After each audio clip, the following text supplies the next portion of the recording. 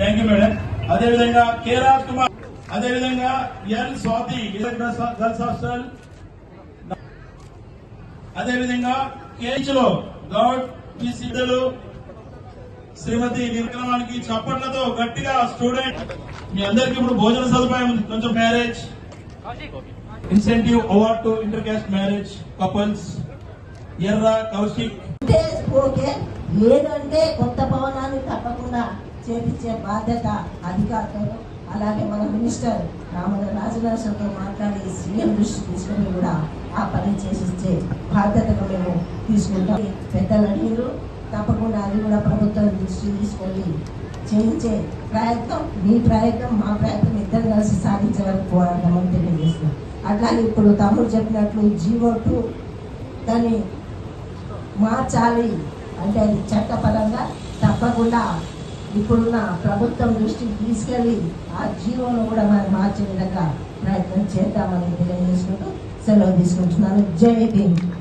చాలా సంతోషం. దీనికి ఇచ్చేసిన వేదికపై ఉన్న పెద్దలందరికీ, ఇక్కడ ఇచ్చేసిన ప్రముఖులకి, అలాగే విద్యార్థులందరూ కూడా జయంతి శుభాకాంక్షలు తెలియజేసుకుంటూ, మరి ఇప్పటి వరకు మనం ఎన్నో మనకు తెలియని విషయాలు చెప్పడం జరిగింది. మరి ఇక్కడ వచ్చిన వాళ్ళు విన్నారు, మరి ఇంటికి పోయాక మర్చిపోతారో తెలియదు. మర్చిపోతారా మీరంతా?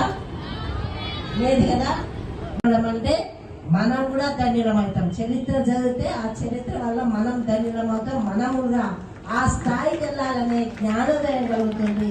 కాబట్టి మీరందరూ కూడా జ్ఞానోదయవంతులు కావాలి.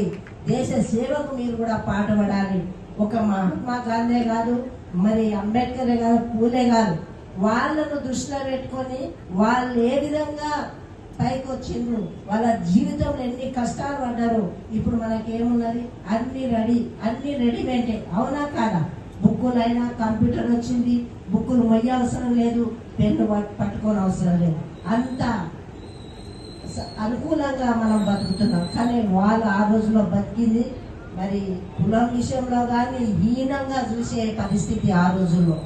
కాబట్టి చీకొట్టినా వాళ్ళు దానికి ఎక్కడ కూడా ఇది కాలేదు, కించపరిచిన వాళ్ళు ఇది కాలేదు. కానీ వాళ్ళ సాధన కోసం వాళ్ళు అనుకున్నది సాధించే వరకు కూడా కష్టపడి ఈరోజు మనకి ఈ మార్గం చూపించిందంటే ఆ మహానుభావులకు ఎన్ని వందనాలు చేసినా, మరి ఎంత చేసినా మన రుణం తీర్చుకోలేము.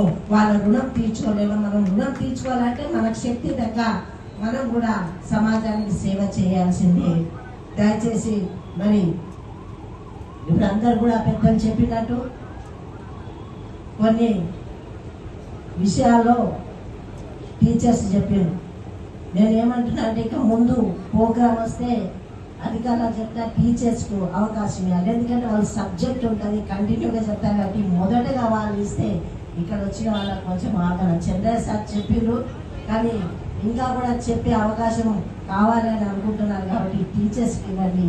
తర్వాత పిల్లలకు కూడా ఇప్పుడు వ్యాసరచన స్పీచ్లో ఎవరైనా ఒక్కరు ఇప్పుడు జిల్లాలో ఎవరు పర్ఫెక్ట్గా చెప్పినో వాళ్ళకు కూడా స్టేజ్ మీద అవకాశం ఇస్తే ఇంకా మిగతా విద్యార్థులకు కూడా మళ్ళీసారి మేము కూడా ఇంకా మాట్లాడాలి, చరిత్ర తెలుసుకోవాలి, మా వల్ల కూడా కొంతమందికి మరి ప్రచారం జరగాలనే ఉద్దేశంతో ఒక్కరిని కానీ ఇద్దరు కానీ మాట్లాడిస్తే మరి ఇది మరి మౌత్ ప్రచారం వెళ్తుంది.